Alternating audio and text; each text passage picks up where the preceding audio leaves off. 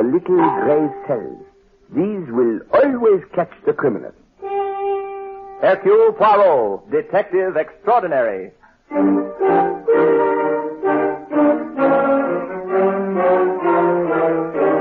the thrill-packed pages of Agatha Christie's unforgettable stories of corpses, clues, and crime, Mutual now brings you, complete with bowler hat and magnificent mustache, your favorite detective, Hercule Poirot, starring Harold Huber in Murder is a Private Affair.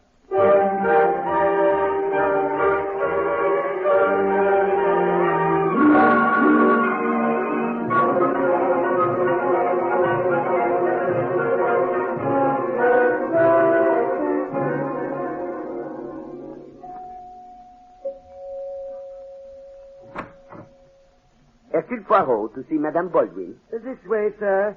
Madame expects you. Mr. Hercule Poirot. Ah, Mr. Poirot, come right in. My family has been panting with eagerness waiting for you. Speak for yourself, Aunt Amelia. You see, Mr. Poirot, you'll get to know the family without my introducing you. That was my stupid nephew, Henry Baldwin. Really, Aunt Amelia? I think this procedure of yours is not only high-handed but insulting. You hear that, Mr. Poirot? She thinks I'm insulting her. That's my nephew Henry's wife, Alice. Henry's the only one of the Baldwins who married a plain girl like Alice. That's why we call him stupid. One reason, at any rate. Excuse me, madame, but I do not see the place of Hercule Poirot in this, what appears to be a family squabble. Your place is where I tell you. You get your check for this little matter. Madame, when you sent for me, I thought you might be in difficulty. I see now that I was mistaken. Au revoir. Just a minute, Mr. Poirot. Madame, I have fortunately attained a place in my profession where it is not necessary for me to be insulted by impolite ladies, nor to watch this same lady inflict insults, deserved or not, upon her family. Good for you, Mr. Poirot. Thank you, mademoiselle. Sorry if I was rude, Mr. Poirot, but it's partly force of habit and partly annoyance. Also, I take it as one of the privileges of the oath. Will you forgive me? But of course, madame. I brought you here to solve a murder, quietly and with no fuss. Madame, I suppose you realize that is a most amazing statement. Murder is never quiet. Exactly. And I'm not going to have this fine old house of mine tramped on by a lot of heavy-footed policemen with photographers taking pictures all over the place. Madame, it is difficult to follow you. Do you mean that there has already been a murder, or that you suspect there is going to be one? Both. My maid was killed this morning, and I am going to be killed as soon as the murderer thinks it's safe. Madame, this is a matter for the police. Oh, fiddlesticks. There's no necessity for the police. The whole thing can be settled today. How, madame? Very simply.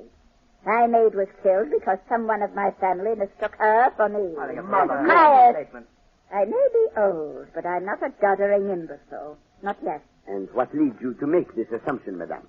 Mr. Poirot, I may not be a detective, but when an old lady in her 70s has a fortune of $6 million to be distributed upon her death to the members of a greedy and impatient family... Mother, I've stood all I'm going to. I don't know what the rest of the family's going to do, but I'm getting out of here. Go right ahead, Lawrence, my son. But remember, the murderer of Marie is going to the electric chair. Madame, I do not know what has been going on in this house. But once again, I strongly advise you to call the police. Well, Lawrence, if you're going, please close the door gently behind you. Mr. Poirot, are you going to take this case? I can scarcely answer that, monsieur, because as yet I do not have the facts. It's very simple. May I, Mother? Certainly, as long as I'm here to see that you tell the truth. Well, this morning, Mother went into the pantry to prepare the coffee and found her maid, Marie, stabbed to death. She immediately jumped to the insane conclusion that some one of us had done it. Mr. Poirot, it's well known that I insist on preparing my own coffee every morning. All the members of my family know it. There was no one in the house except the servants and the people you see in this room. Well, today I overslept, something I haven't done in years. And when I went down to the pantry, I found Marie. She's very much like me, approximately the same age and build. But, madame, I still do not see why you do not call the police. It's very simple, Mr. Poirot. I know that someone in this room is a murderer, and I want you to find out which one it is. And then, when you've discovered the murderer, he or she will commit suicide, and we'll simply give the story to the papers as a double suicide. That will clear everything up, and... Where are you going? To call the police, madame. Your suggestion is not only vicious, but also it is against the law. Mr. Poirot, you are brought here on a confidential matter, and Murder, madame, is never confidential. Jenkins, I told you we were not to be disturbed. I know, madam, but this is about Marie. Marie? What about her? She's dead. Yes, I know, madam. But Marie, or rather, her body has disappeared. It's no longer lying in the pantry.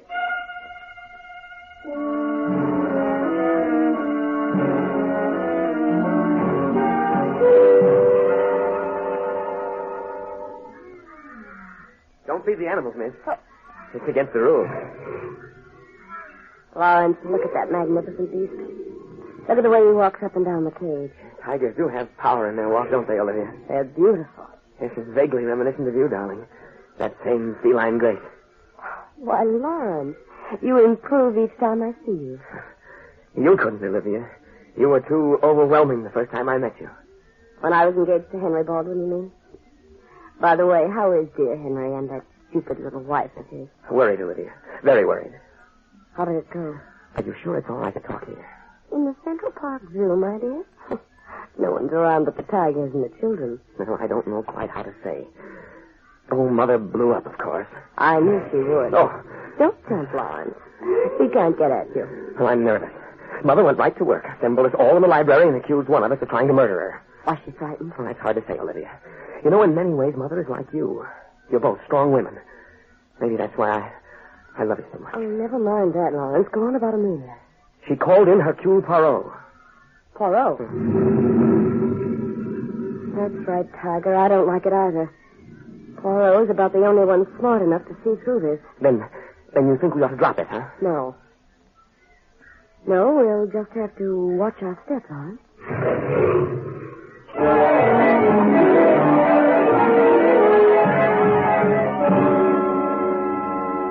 I don't know, Poirot, but I swear that sometimes I think police headquarters is a much quieter place when you weren't in New York. Oh, come now, mon cher Stevens. Surely you are not saying that the city of New York had no murders before Hercule Poirot arrived. Sure we had, but they were simple gang killings. Some torpedo put the slug on another hood, and, well, there you had it. There you have it indeed, mon ami, an entirely new language. Well, I understand that better than this Baldwin dame. She's sure a holy terror. Followed me around the house, bawling me out and calling me names. Poirot, where is that maid body? Alas, mon brave, that is a question that I ask myself. And who could have taken it?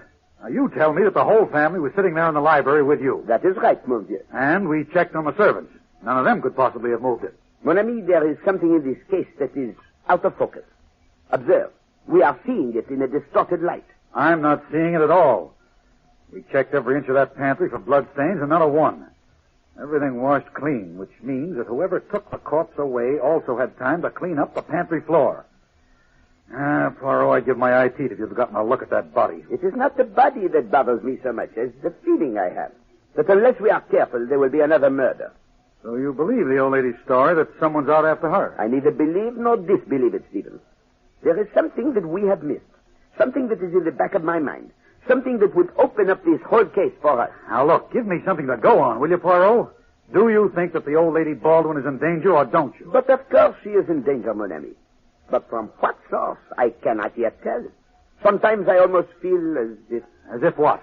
As if she were in danger more from herself than from anyone else.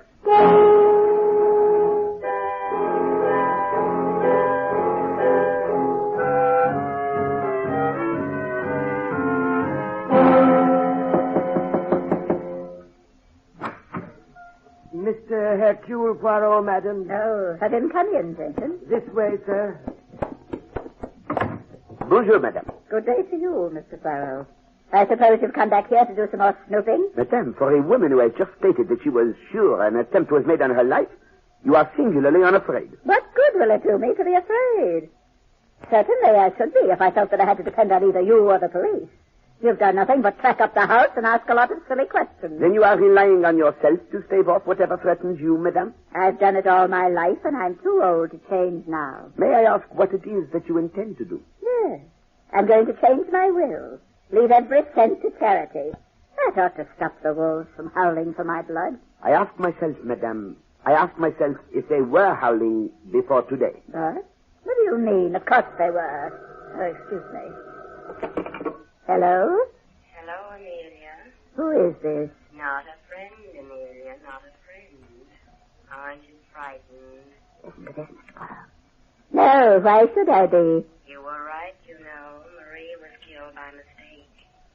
But perhaps that was all for the best. Now you know we mean what we say. And who is we? Shall we say your creditors? You'll have to be more specific than that. I'm afraid I can't, and I haven't much time. Amelia, you're lucky to be alive. You won't be unless you give us $50,000. You won't get it. We'll mail you instructions as to how we want it and when and where. You're wasting your time, whoever you are. I think not, Amelia. I think not. Marie died quickly and painlessly. But there's no reason why you shouldn't be longer about it and suffer. Think it over. There. You still think that I'm fooling you, Mr. Poirot. You heard that? No, madame. This telephone call gives one furiously to think, eh? So maybe some good will come out of your thinking. Madame, you are a strong-willed person. May I advise that you either leave the city for a short time or take police protection? Oh, nonsense. I don't scare easily. And I won't have the police tramping around this house. I thought you said you had an idea. That is quite true, madame. But my idea simply tells me that there have been evil forces unchained in this house. Well, I told you that. Au revoir, madame. And please, if you will not heed my advice, make sure you bolt your door.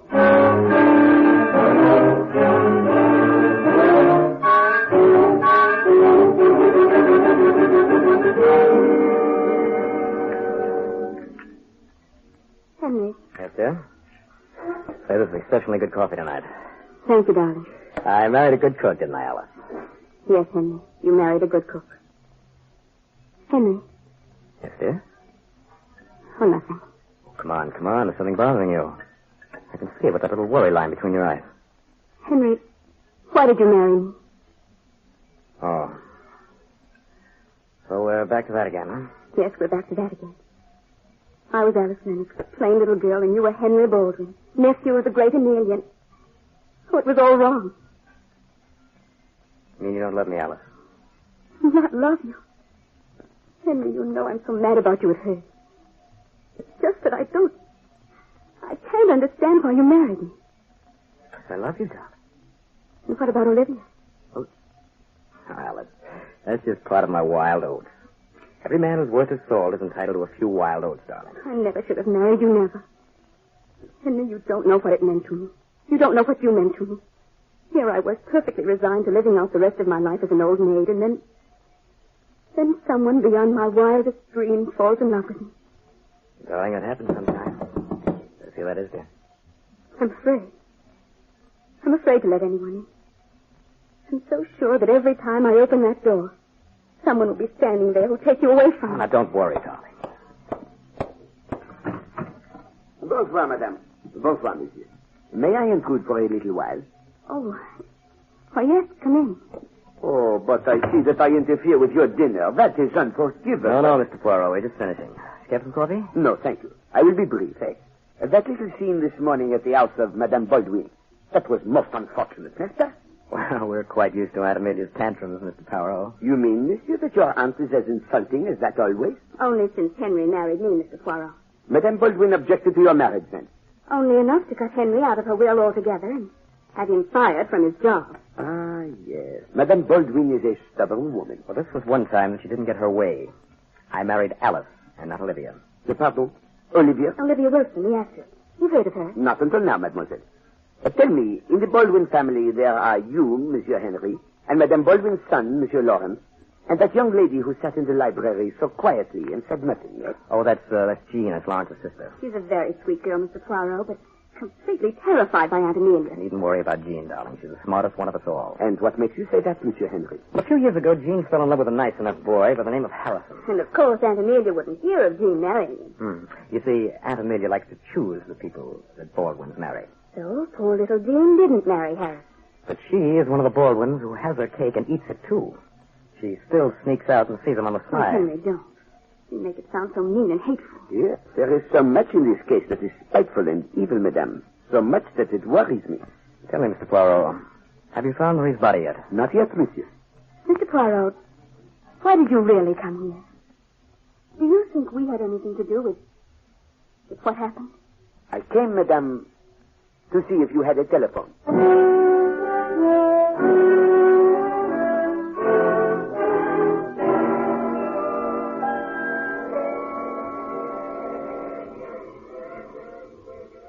Poirot, will you please tell me why we're on this train heading for a little town like Boonville? Because, mon ami, as I have already pointed out, Boonville is the home of Madame Baldwin's maid, Marie. Now, look, Poirot, there are some things I just won't believe.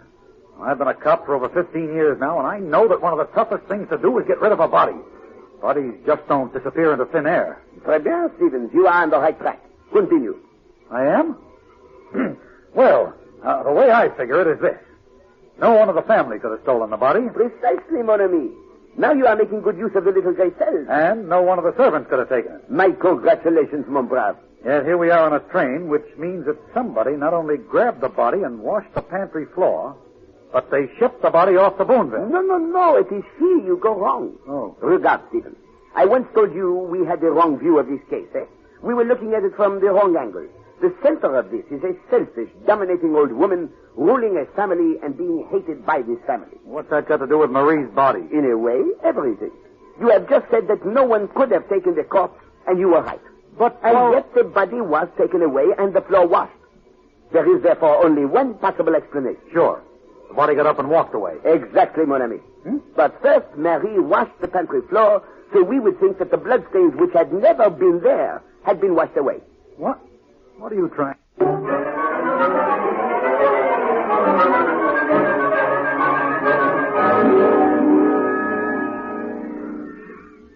Well, good morning, Lawrence. Good morning. I've been waiting here for you for some time. I rather expected you'd be late after reading the morning papers. What do you mean by that, Olivia? So you really did it, darling. You know, I'm beginning to admire you more and more. Now, stop it, Olivia. You know I had nothing to do with Mother's death. Oh, Lord. You can break down and tell me the truth. After all, it's strange that it should happen just the way we planned it so many times. Stabbed in a bedroom, no one around. Olivia, you're crazy. I tell you, I didn't do it. Have it your own way, Lawrence, but he doesn't seem to believe you either. Olivia, I won't have you talking this way. Well, then, Lawrence, darling, tell me who did do it. And don't say it was a burglar. I don't know. I swear that's the truth, Olivia. I don't know who did it. And what are the police doing about it? Oh, they've been all over the house. Told the family that none of us could leave town. They even had Henry and Alice over and questioned them thoroughly. Was Poirot with them? Yes, but he didn't say much. Just went around shaking his head and peering into corners. But why are you so interested? You... Olivia. What, darling? Olivia, where were you last night? You broke a date with me. So I did. Olivia, where were you? Oh, Lawrence, you're stupid to ask me. You won't like it when I tell you. I want to know, where were you? All right. I had dinner with your biggest rival for my affections, Stuart Charles. And a very interesting dinner, too. I don't believe you. It's easy enough to check. Just call Stuart, not? Lawrence, that man over there with the mustache. Quick, who is he? Where? What? Why, that's it. Poirot, of course. Yes. Oh, you fool, you stupid, blundering fool.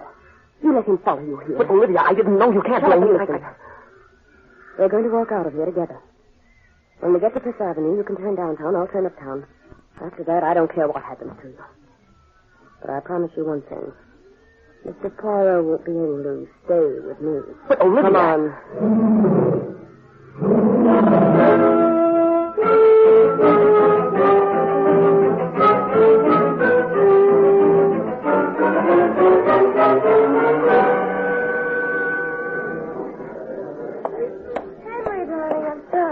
But I had to get rid of a man. As I remember it, Olivia, that was always your trouble. Oh, but this is different. A different kind of a man. As a matter of fact, I got rid of him mainly because of you. Well, now, that was very considerate of you, Olivia. But you seem to forget that I don't object any longer if you bring someone else along when you need me. I didn't bring him along, darling. He was following me. And his name was Poirot. All right, Olivia, what do you want? Information. Tell me how you killed Amelia. Even if I had, I wouldn't be fool enough to tell you.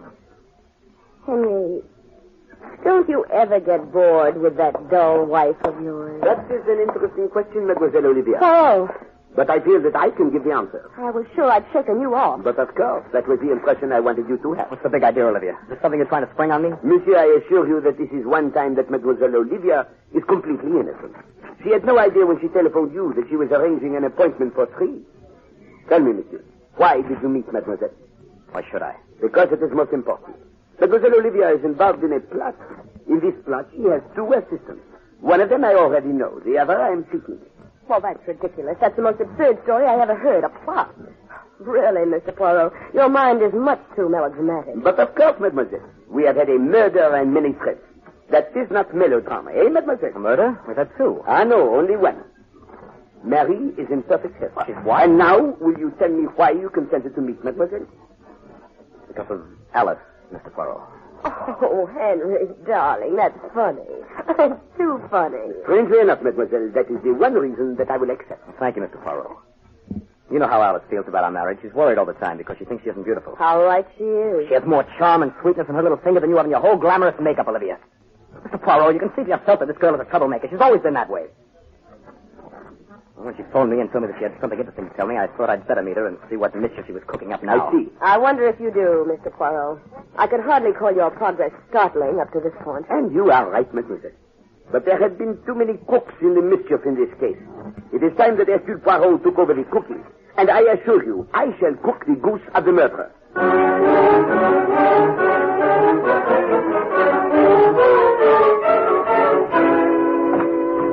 Stephen, take your feet from the desk and come with me. Where are we going? What are you up to, Poirot? I have been making assignations. What are you talking about? We have a murderer to catch. Precisely, mon ami. A murderer who killed for hate and love. And therefore, I, Hercule Poirot, have been playing Cupid. Excuse me, Poirot, if I say this is the first time I've ever seen Cupid with a mustache. But of course, mon Dieu. And I assure you that I am not particularly proud of the role. In this case, I am bringing together two people whom I dislike.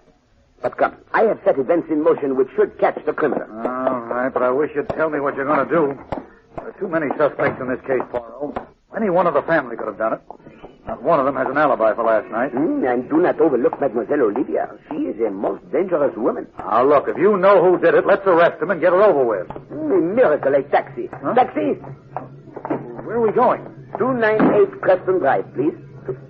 That's where Henry Baldwin lives. Is he the guy who did it? Mon ami, I do not think that Monsieur Baldwin is at home. Poirot, will you please tell me what's going on? Monsieur Stevens, I told you that I am not proud of what I have done, eh? But murder is a crime which calls for any action. And what did you do? I think, Stevens, I have sent out an invitation to murder.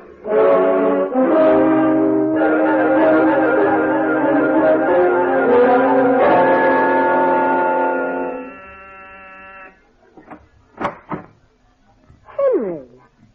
Well, what on earth brings you here? I'm so surprised I'm forgetting my manners. Come in. Stop acting, Olivia. You know very well you sent for me. Darling, you out of your mind? I did nothing of the sort. I'd hardly send for you when I expect Lawrence in a very few minutes. And I don't think she'll be very pleased to find you here. Well, then what's this, a gag? It's a telephone message, obviously. It says that you're to come over here right away. Henry, I swear to you I didn't call you. Olivia, if you're lying to me... All right, twist my arm. But look at me. Henry, I didn't send that message. All right. I believe you. But who did? I don't know. Somebody is trying to involve us in something. I'd better get out of here before Lawrence shows up. It couldn't have been Lawrence. I don't care who it was. I don't want Henry, any more... do you think Poirot could have done it? What? Why would he do a thing like that? I don't know, unless he thinks that It's what? I killed Amelia. Why would he send me a message to bring me here? I don't know. But, Henry, I'm glad. Aren't you? I'm getting out of here. What are you afraid of, Henry? I'm afraid of a lot of things. Of course you are. You've always loved me, darling. You know in your heart you'd have married me in a minute if only Amelia had had the brains not to object to our marriage instead of trying to sew us together. Well, that's not true. Isn't it? Isn't it, Henry? Oh, darling. Lawrence. No, it's not Lawrence. Me, Alice. I can explain, Alice. You don't have to explain, Henry. Just what I always knew. Alice! Henry, make her put down that knife. No, Olivia. I used this knife once before. No, don't say it. Yes, Henry. I killed Aunt Amelia. I always hated her. She was evil. And she hated me for marrying you. She tried every way she could to ruin our life. I never thought of killing her until that dreadful day when someone put the idea in my mind. With Marie. I did that, Alice. We wanted to frighten Amelia into giving us some money. We never thought of murder. Funny, isn't it? You should put the idea of murder into my head. I'm going to kill you, Olivia. You'll never have Henry. You're not going to live, Olivia. Put the knife down, Madame Alice. Drop it. So it was you. It was you all the time. It was you who sent me the note telling me I'd find Henry here. Yes, Madame. I had to make you drop your mask and come out in the open. Reveal yourself. As I said to Madame Emilia the other day, murder cannot be private.